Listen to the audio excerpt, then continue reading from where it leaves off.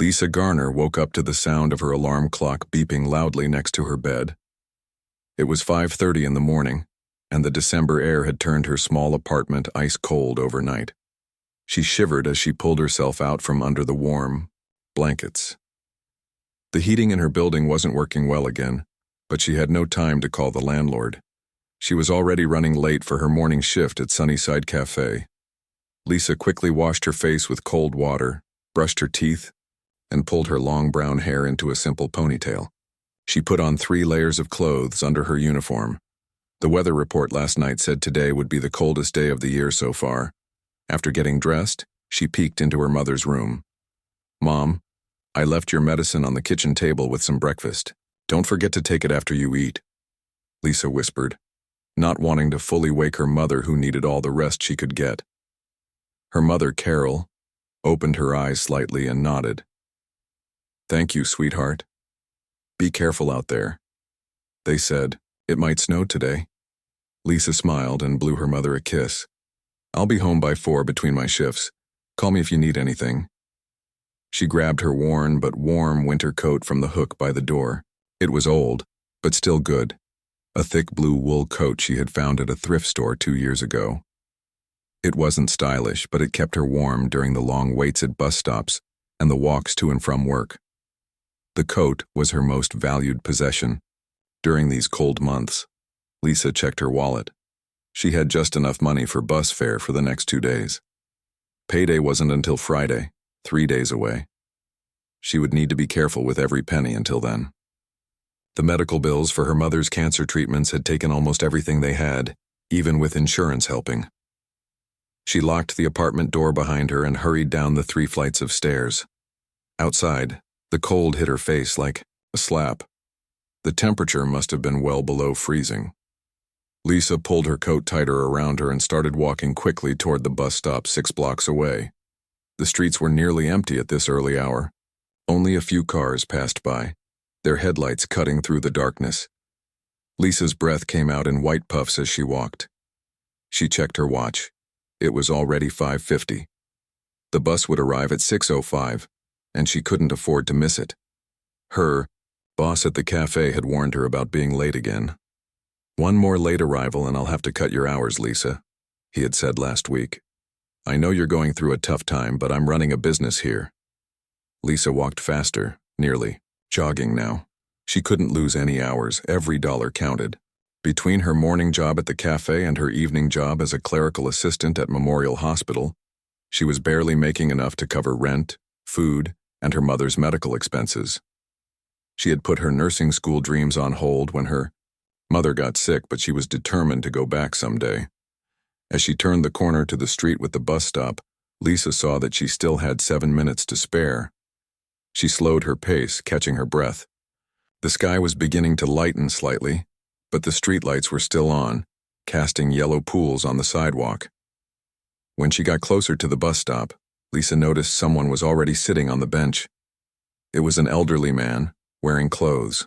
That seemed much too thin for the freezing weather. Just a light jacket, worn pants, and a cap that didn't even cover his ears.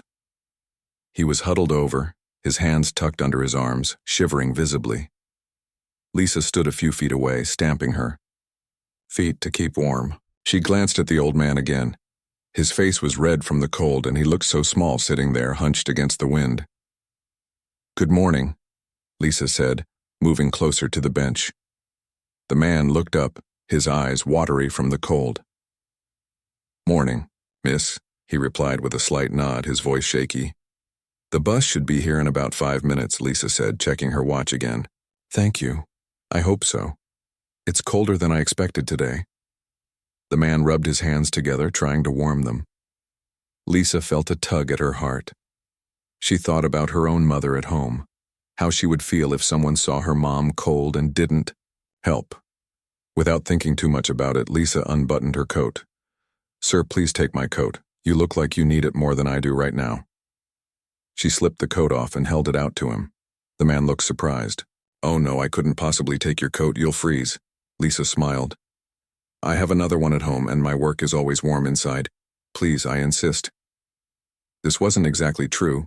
It was her only winter coat, and the cafe kitchen was warm, but The dining area where she worked was often drafty, but Lisa couldn't bear to see someone suffering like this when she could do something about it. After a moment of hesitation, the man accepted the coat with trembling hands. "Thank you, young lady. That's very kind of you." He put it on immediately, and Lisa could see the relief on his face as the warmth enveloped him. "I'm Frank," he said, extending his hand. "Frank Miller." "Lisa Garner," she replied, shaking his hand. Despite the cold, his handshake was firm and warm. "Do you live around here, Frank?" Lisa asked, wrapping her arms around herself. Without her coat, the cold was biting through her uniform in layers. "I just moved back to the area," Frank said. "I grew up here many years ago but left when I was young.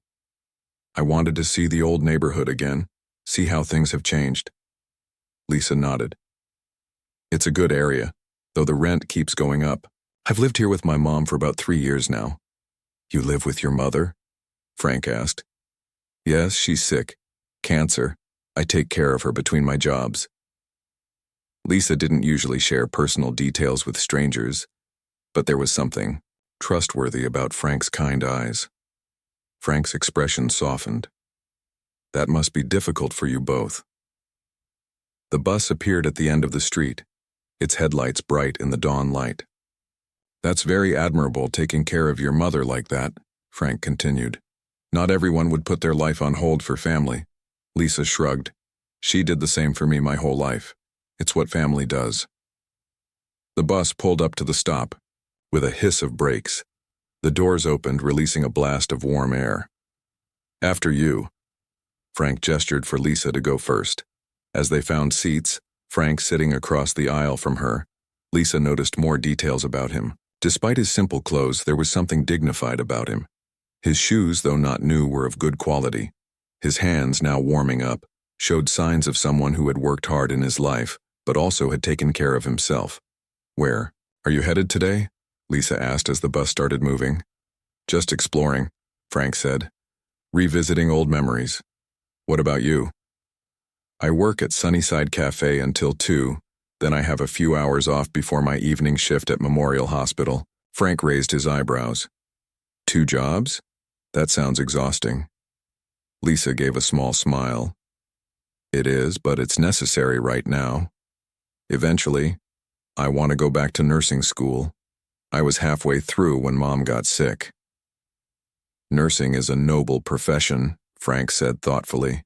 "The world needs more caring people like you." The bus stopped at the corner of Main Street and 5th Avenue. Lisa stood up. "This is my stop. It was nice meeting you, Frank." Frank stood as well. "This is where I get off too." He started to remove the coat. "Here, take your coat back." Lisa shook her head firmly. "No, please keep it, really, I want you to have it." Frank looked at her for a long moment, then nodded. "Thank you, Lisa. Your kindness won't be forgotten." They walked off the bus together, and Lisa turned toward the cafe. "Enjoy your day exploring, Frank. Stay warm." Frank smiled. "You too, Lisa. And thank you again." As Lisa hurried to the cafe, already feeling the cold seeping into her bones without her coat, she had no idea that this simple act of kindness would change the course of her life forever. She didn't know that Frank Miller wasn't just any elderly man revisiting his hometown. She had no way of knowing that the man to whom she had just given her only winter coat was actually one of the richest men in the country. A self-made millionaire who had built a technology empire from nothing, and who now spent his time finding deserving people to help. All Lisa knew was that she would be cold today, but someone else would be warm, and somehow, that made the freezing air a little easier to bear as she pushed open the door to begin another long day of work.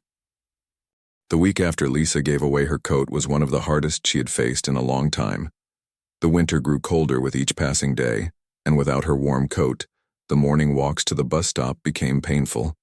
She wore layers of sweaters and wrapped an old scarf around her neck and face, but nothing blocked the icy wind like her blue wool coat had done. Lisa arrived at Sunnyside Cafe on Thursday morning with red cheeks and numb fingers. Her boss, Steve, noticed her shivering as she put on her apron. "Where's your coat, Lisa? Don't tell me you're walking around in this weather without proper clothes," he said, frowning at her. Lisa forced a smile. I'm fine, Steve. My coat is just being cleaned. She didn't want to explain that she had given it away. Some people might think she was foolish for giving her only winter coat to a stranger. Steve didn't look convinced, but said nothing more as the morning rush began. Lisa moved quickly between tables, taking orders and serving food. The work kept her warm, and she was grateful for that. But her mind kept returning to her growing problems. Last night, she had received a letter from her landlord. The rent would increase by $200 starting next month. On the same day, the hospital had sent another bill for her mother's treatment. The insurance had denied coverage for one of the new medications the doctor recommended. Lisa had no idea how she would manage to pay for everything. During her lunch break, Lisa sat in the back room of the cafe and made calculations in her small notebook. If she took extra shifts at both jobs and cut back on groceries, she might be able to cover the new rent. But the medical bills were another matter. She closed the notebook with a sigh. Her coworker, Denise, sat down next to her with a cup of coffee. You look worried, she said, offering Lisa a cookie from her lunchbox. Lisa took the cookie with a grateful smile. Just the usual money problems. The rent is going up, and Mom needs a new medication that insurance won't cover. Denise shook her head. It's not right. They keep raising rents while our paychecks stay the same. Have you thought about applying for financial assistance at the hospital? We already get some help, but it's not enough. Lisa finished her sandwich and stood up. Break's over. Time to get back to work. That evening, after her shift at the cafe, Lisa stopped by the apartment to check on her mother before heading to her second job at Memorial Hospital. She found Carol sitting at the kitchen table sorting through pills. How are you feeling today, Mom? Lisa asked, putting a hand on her mother's thin shoulder. Carol looked up with tired eyes but managed to smile. Not too bad. The pain is less today. But honey, where is your blue coat? It's freezing outside. Lisa busied herself making tea. I lent it to someone who needed it more than me. Carol watched her daughter with knowing eyes. You gave it away, didn't you? Oh, Lisa, you're always thinking of others before yourself. It's fine, Mom. I have these sweaters. And maybe I can find another coat at the thrift store after payday. Lisa poured 2 cups of tea and sat down with her mother. Carol reached across the table and took Lisa's hand. You work so hard. I hate that you had to put your nursing school on hold because of me. Don't talk like that, Lisa said firmly. We'll get through this together, and I'll go back to school someday. After spending an hour with her mother, making sure she had dinner and took her medicine, Lisa left for her evening job at the hospital. The walk to the bus stop was even colder now that the sun had set. She thought about Frank, the old man she had given her coat to, and wondered if he was warm tonight. At Memorial Hospital, Lisa worked in the administrative office, filing paperwork and entering data into the computer system. It wasn't exciting work, but it was steady income, and she liked being in a hospital environment. It reminded her of her goal to become a nurse one day. Her supervisor, Nancy, stopped by her desk around 8 p.m. Lisa, there's a man asking for you. At the front desk, says his name is Frank Miller. Do you know him? Lisa looked up in surprise. Yes, I met him recently. Is something wrong? He didn't say. Just asked if you worked here and if he could speak with you for a moment. Lisa glanced at the stack of files on her desk. Can I take a short break to see him? Nancy nodded. Take 10 minutes, it's not too busy tonight. Lisa made her way to the front lobby, wondering why Frank would be looking for her. When she saw him standing there, she was shocked. He looked completely different from the man she had met at the bus stop. He was wearing an expensive-looking suit under a cashmere overcoat. His silver hair was neatly combed, and he stood straight and tall, not hunched over as he had been that cold morning. Frank? She asked, not entirely sure it was the same person. He turned and smiled warmly at her. Lisa, thank you for coming to see me. I hope I'm not interrupting your work. No, it's fine. I have a few minutes. Lisa gestured to a row of chairs, and they both sat down. You look different. Frank chuckled. Yes, I imagine I do. The day we met, I wasn't dressed as I usually am. Lisa noticed he was carrying a package wrapped in brown paper. "How did you know I worked here?" she asked. "I asked at the cafe this morning. A young woman named Denise told me you worked evenings here." Frank paused, looking slightly embarrassed. "I hope that wasn't too forward of me." "It's okay. Is everything all right? Do you need something?" Frank handed her the package. "I wanted to return this to you and to thank you properly." Lisa unwrapped the package to find her blue wool coat, cleaned and repaired where it had been fraying at the cuffs. "Oh, you didn't have to return it. I gave it to you." "I know, and it was an extraordinary kindness, but I can't keep it. Not when I know it's your only winter coat." Frank reached into his pocket and pulled out an envelope. "I also wanted to give you this as a token of my appreciation." Lisa took the envelope hesitantly. "What is this?" "Open it, please." Inside the envelope, Lisa found a check for $5,000 and a business card that read, "Frank Miller, CEO, Miller Technologies." She stared at the check in shock, then at Frank. "I don't understand," she whispered. Frank smiled gently. "The day we met, I was walking through my old neighborhood remembering where I came from. I grew up very poor in this area, you see. Sometimes I dress simply and visit places from my youth to remind myself of my beginnings. It keeps me grounded." "You're rich?" Lisa still couldn't connect the shivering old man from the bus stop with the confident businessman sitting beside her. "I've been fortunate in business, yes. But that day at the bus stop, when you gave me your only coat without hesitation, it reminded me of something important that I had perhaps forgotten. The value of simple human kindness." Frank leaned forward. "Lisa, that check is not charity. It's an investment in a person of exceptional character." Lisa shook her head, trying to hand back the check. "I can't accept this. It's too much. Please, if not for yourself, then for your mother's medical bills. Denise mentioned your mother is ill." Lisa felt tears forming in her eyes. The amount on the check would cover her mother's medication for months and help with the rent increase too. But it felt wrong to take so much money for such a small act. "I didn't give you my coat to get anything in return," she said quietly. "I know. That's exactly why I want to help you." Frank stood up. "Think about it. The check won't expire. And if you decide not to cash it, I understand. But I hope you will." Lisa stood too, still holding the coat and envelope. "I don't know what to say." "Say you'll keep warm," Frank replied with a kind smile, "and know that your kindness made more of an impact than you realized."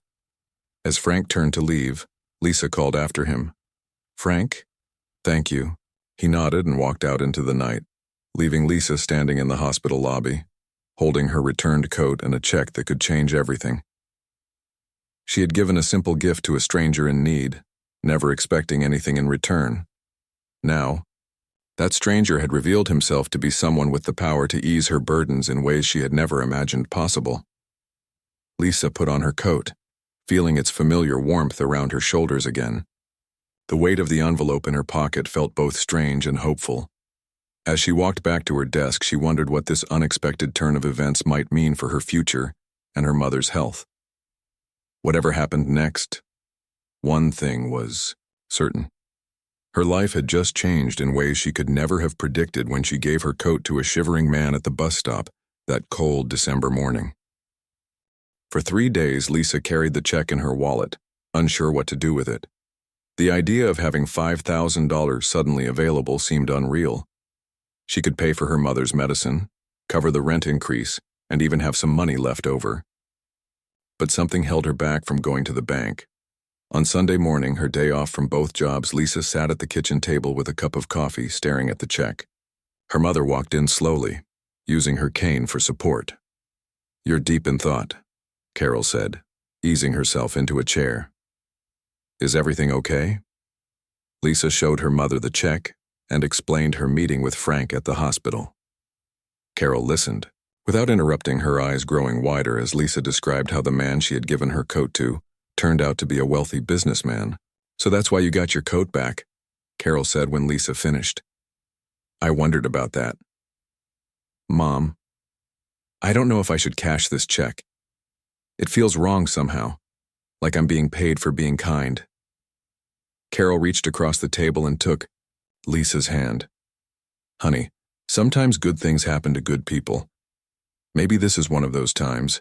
You've been working so hard, taking care of me, putting your dreams on hold. Maybe this is a chance to make things a little easier. Lisa squeezed her mother's hand. I'll think about it. The next day, after her morning shift at the cafe, Lisa made a decision. Instead of going straight home, she walked to the address, printed on Frank's business card. Miller Technologies was located in a tall glass building downtown. Lisa had passed it many times but never paid much attention to it.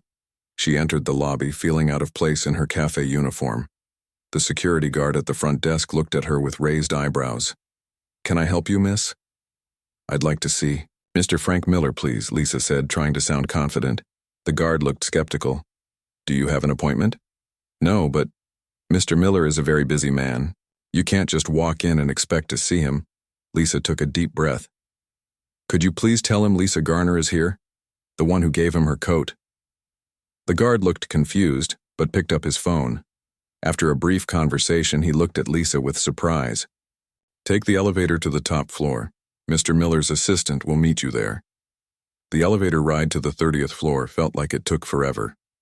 When the doors opened, a woman in a smart business suit was waiting. Ms. Garner, I'm Patty, Mr. Miller's assistant. Please follow me. Patty led Lisa through a series of hallways to a large office with glass walls overlooking the city. Frank was standing by the window, but he turned and smiled warmly when Lisa entered. Lisa, what a pleasant surprise. Please, sit down. He gestured to a comfortable chair across from his desk. Lisa remained standing, holding her purse tightly. I came to talk about the check. Frank nodded.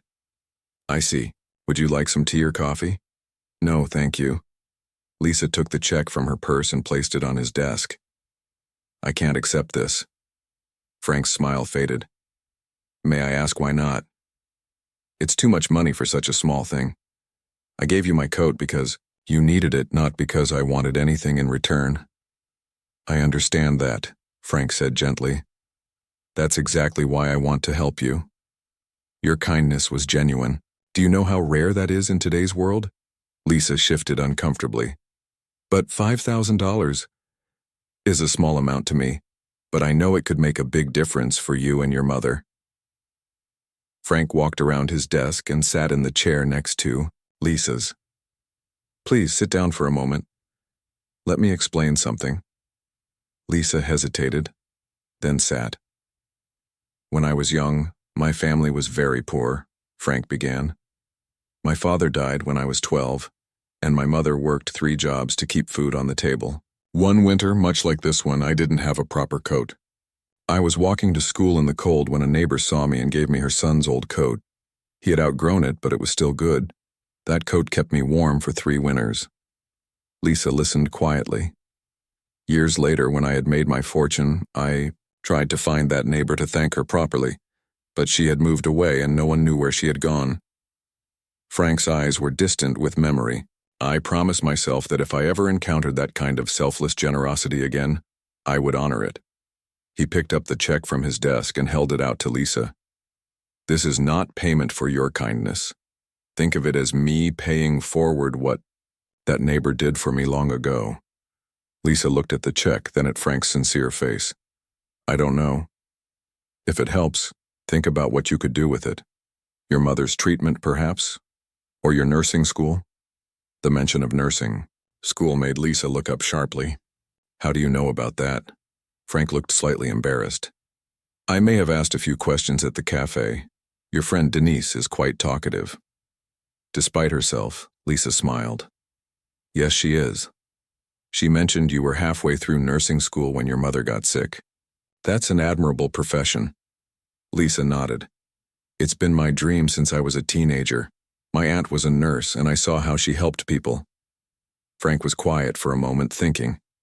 Then he said, I have a proposal for you, if you're willing to hear it. What kind of proposal?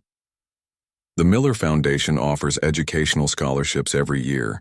Most go to high school students entering college, but we also have a program for adults continuing their education, especially in healthcare fields. Lisa's heart began to beat faster. A scholarship? Yes. Full tuition, plus a stipend for living expenses. The foundation also partners with Memorial Hospital for internships and job placement after graduation. Frank leaned forward. Would you be interested in applying? Lisa couldn't believe what she was hearing. Are you serious? Completely serious. The next application period opens in 2 weeks. Of course, there's a selection process, but with your experience and recommendations from the hospital, I think you'd have an excellent chance. Lisa's mind was racing. A scholarship would mean she could go back to school. She could finish her nursing degree without worrying about tuition. But something still bothered her. Why are you doing this? You don't even know me. Frank smiled. I know enough. I know you gave your only coat to a stranger on a freezing day. I know you worked 2 jobs to support yourself and your sick mother. I know you put your dreams on hold to take care of someone you love. Those things tell me more about your character than 100 interviews could. Lisa thought about it. A scholarship would be different from taking the check. It would be an opportunity she earned, not just money given to her. I would need to keep working while in school, she said slowly. Mom still needs care. The stipend would help with that. And perhaps we could arrange some home health care assistance for your mother through the hospital's community program. Lisa felt tears forming in her eyes. This seems too good to be true. Frank handed her a tissue. Sometimes good things do happen, Lisa. Sometimes a simple act of kindness opens doors you never knew existed. Lisa took the tissue and wiped her eyes. If I apply for the scholarship, would you take back the check? Frank chuckled. The check is yours regardless. Consider it an advance on your future success. After a long moment, Lisa took the check and put it back in her purse. Thank you. I'll apply for the scholarship. Excellent, Frank said, standing up. Patty will give you all the information you need, and Lisa? Yes? Sometimes life gives us unexpected gifts. The trick is being brave enough to accept them. As Lisa left the office building with a folder full of scholarship information, she felt like she was walking on air. The cold wind that had been her enemy for so long barely registered. In the span of a week, her life had changed in ways she never could have imagined, all because she gave her coat to a shivering man at a bus stop. That night, as she told her mother about the scholarship opportunity, Lisa realized that sometimes the smallest acts of kindness could lead to the biggest changes in life. She had given away a coat and received a future in return. As she helped her mother to bed, Lisa felt something she hadn't felt in a long time: hope. 6 months passed quickly. Spring arrived, melting away the harsh winter, and Lisa's life changed in ways she never imagined possible. With Frank's check, she had paid for her mother's medication and the increased rent. But the biggest change came when she received the letter announcing she had been awarded the Miller Foundation scholarship. The day the letter arrived, Lisa ran all the way home from the mailbox, bursting through the apartment door with tears of joy streaming down her face.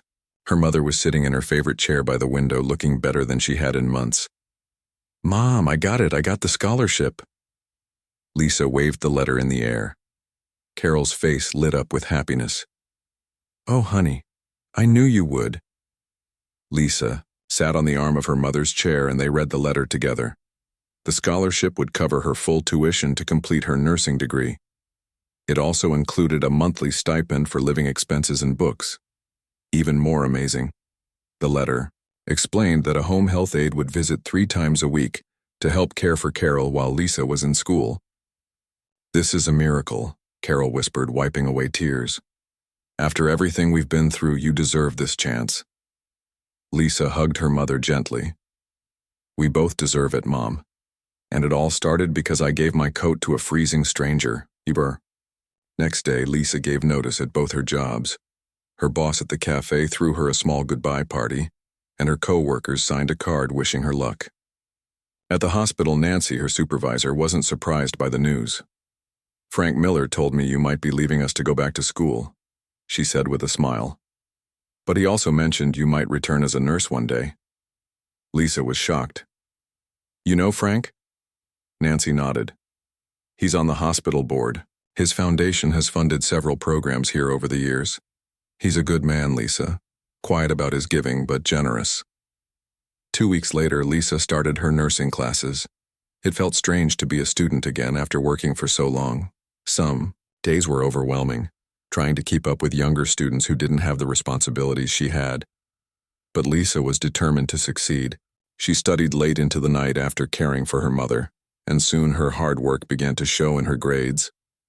The home health aide Rose turned out to be a blessing. She came Monday, Wednesday, and Friday while Lisa was in class, helping Carol with bathing, exercise, and household chores. Rose's cheerful presence brightened their small apartment, and Carol's health seemed to improve with the extra care and attention. One evening in late September, Lisa was studying at the kitchen table when there was a knock at the door.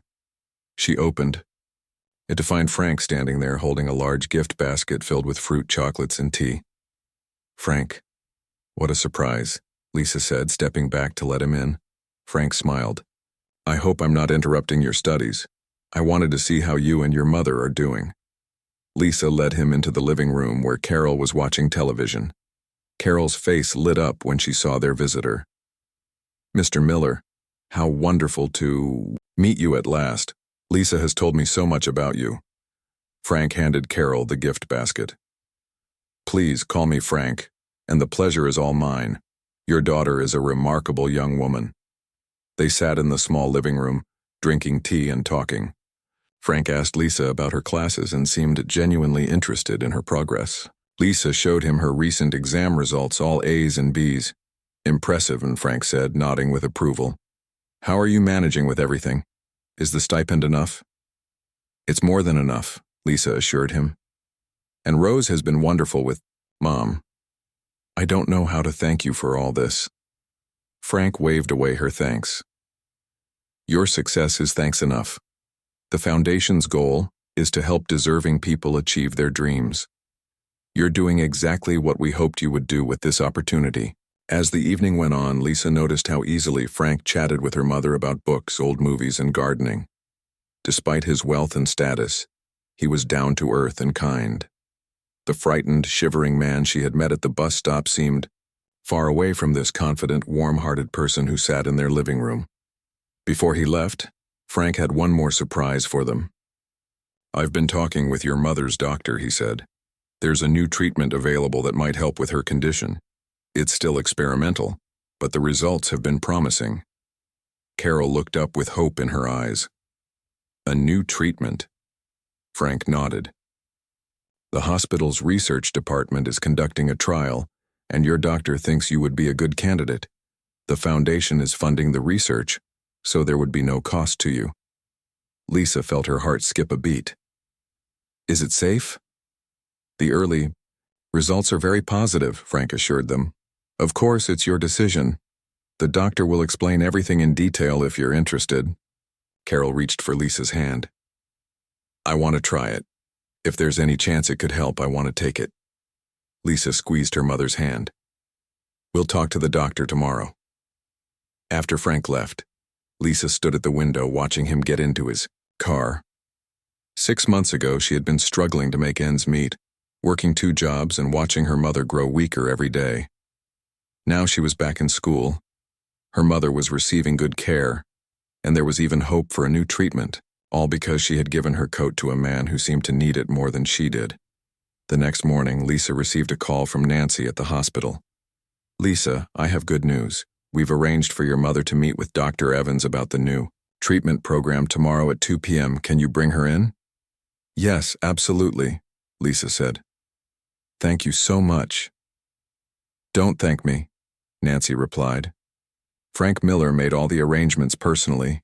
He seems to have taken a special interest in your family." The meeting with Dr. Evans went better than Lisa had dared to hope. He explained that the new treatment used a combination of targeted medication and immunotherapy that had shown remarkable results in patients with Carol's type of cancer.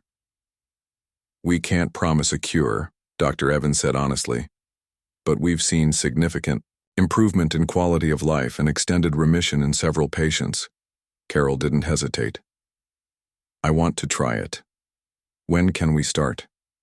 "We can begin next week. Dr. Evans said with a smile. And the best part is, all treatments will be done, right here as an outpatient. No need for hospital stays unless there are complications which we don't anticipate. As they left the hospital, Carol looked more energetic than she had in months. I have a good feeling about this, Lisa. For the first time in a long while, I feel hopeful. Lisa put her arm around her mother's shoulders. Me too, Mom, me too. That evening, Lisa wrote a letter to Frank, trying to express her gratitude for everything he had done. She wrote about her classes, her mother's improved spirits, and their hope for the new treatment. As she wrote, she realized how much her life had changed because of one simple act of kindness on a cold winter morning. She ended the letter with these words. You once told me that sometimes a simple act of kindness opens doors we never knew existed. I'm learning that kindness doesn't just open doors, it changes lives. Thank you for changing ours. As Lisa sealed the envelope, she thought about how differently things might have turned out if she had hurried past Frank that day, too concerned with her own problems to notice a shivering stranger. It was a reminder that even in our hardest moments, how we treat others matters. Sometimes, the smallest gesture of kindness can set in motion changes we never could have imagined. 2 years passed. On a bright spring morning, Lisa stood in front of her bedroom mirror, adjusting her white nursing cap. Her graduation ceremony from nursing school was that afternoon, and she could hardly believe this day had finally arrived. She smoothed down her uniform and took a deep breath, feeling a mix of pride and gratitude. A gentle knock came at her door.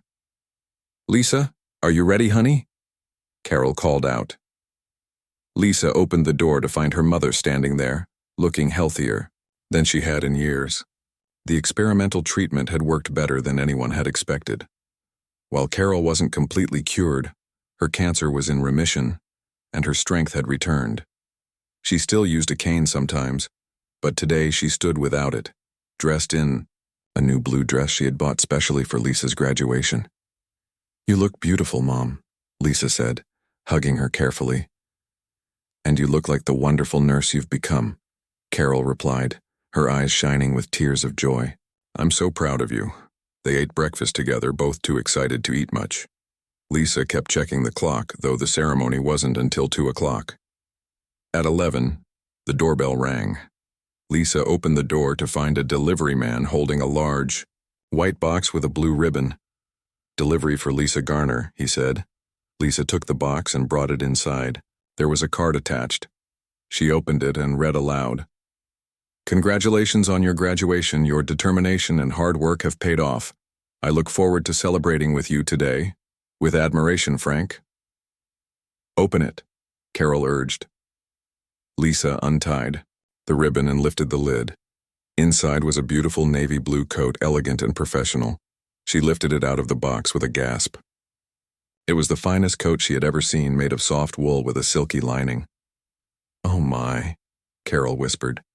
It's gorgeous. Lisa found a note tucked in the pocket. To replace the one you gave away. Every nurse needs a good coat. This one will keep you warm on your way to help others, just as your kindness warmed my heart. Tears filled Lisa's eyes as she slipped the coat on. It fit perfectly. Later that afternoon, Lisa sat among her fellow graduates, listening to the dean's speech about the noble profession they were entering. She scanned the audience and spotted her mother sitting in the front row, where spaces were reserved for those with mobility issues. Beside Carol sat Frank, distinguished in a dark suit, listening attentively to the speech.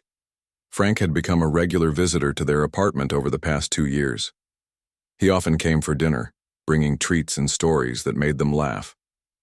He had taken a special interest in Lisa's education, sometimes helping her study for difficult exams or discussing cases she encountered during her clinical rotations. To Carol, he brought books and music, often staying to play chess with her or discuss the novels they had both read. When the dean called Lisa's name, she walked across the stage to receive her diploma. A cheer went up from the audience, and Lisa looked over to see her mother and Frank standing and applauding. Several of her classmates also cheered. Lisa had become popular among them for her kindness and willingness to help others with difficult subjects. After the ceremony, as people mingled on the lawn outside the auditorium, Frank approached Lisa with a small gift box. "One more gift for the new nurse," he said, handing it to her. Lisa opened it to find a beautiful stethoscope, her name engraved on the bell. "Frank, this is too much." He shook his head. "Every good nurse needs proper tools." Carol joined them, accepting a gentle hug from Frank. "Isn't this a wonderful day?" she said, beaming at her daughter. "Indeed it is," Frank agreed. "And I have some news that might make it even better." He looked at Lisa with a smile.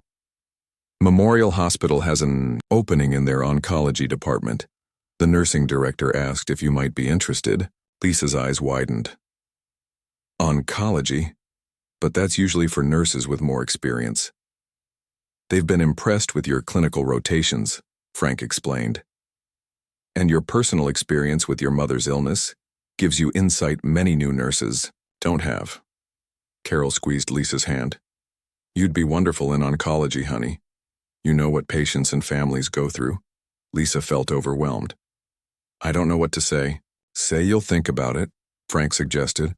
"The position doesn't start for a month, so you have time to decide." Later that evening, Frank took Lisa and Carol to dinner at an elegant restaurant to celebrate. As they enjoyed their meal, Frank raised his glass in a toast to Lisa, whose simple act of kindness changed not just her own life, but mine as well. Lisa blushed. "I still can't believe everything that's happened because of an old coat." Frank's expression grew serious. "It wasn't just the coat, Lisa. It was what that gesture revealed about your character. In a world where most people are focused only on themselves, you saw someone in need and acted without hesitation. That kind of genuine compassion is rare and precious." Carol smiled at her daughter. "She's always been that way, even as a little girl. Always thinking of others, before herself." As they drove home after dinner, Lisa thought about how much her life had changed. 2 years ago, she had been struggling to make ends meet, worried about her mother's health, and uncertain about her future. Now she had her nursing degree, a job offer in her preferred specialty, and her mother was doing well, all because she had given her coat to a shivering stranger. When they arrived home, Frank walked them to their door. "I have one more piece of news," he said. "I've been talking with the hospital board about expanding the patient support program. We want to provide assistance to families dealing with serious illnesses, help with transportation, child care, meal delivery, that sort of thing." "That sounds wonderful," Lisa said. "So many families struggle with those practical matters when someone is sick." Frank nodded. "Exactly. And we need someone to coordinate the program, someone who understands both the medical and personal aspects of serious illness." He looked at Lisa meaningfully. "I thought you might be interested in helping to develop it alongside your nursing duties." Lisa was speechless for a moment. "Me? But I'm just starting out." "You have exactly the perspective we need," Frank insisted. "Your experience caring for your mother while working and going to school gives you insight into what these families need." Carol touched her daughter's arm. "He's right, Lisa. You would be perfect for this." As Frank prepared to leave, he took Lisa's hand. 2 years ago, you gave me your coat without a second thought. It was a small thing to you, but it changed both our lives. Now you have the chance to help change many more lives." Lisa thought about all the families she had met during her clinical rotations. Parents sleeping in uncomfortable chairs beside their children's hospital beds, spouses trying to balance work and caregiving, people facing not just the emotional toll of illness, but practical challenges that made everything harder. "I'd like to help develop the program," she said finally. "I know what these families are going through." Frank smiled. "I knew you would say that. We'll talk more next week." After he left, Lisa and Carol sat in their living room, still in their nice clothes from the celebration. "I never imagined my life could change so much," Lisa said softly. "Sometimes, I wonder if I'm dreaming." Carol took her daughter's hand.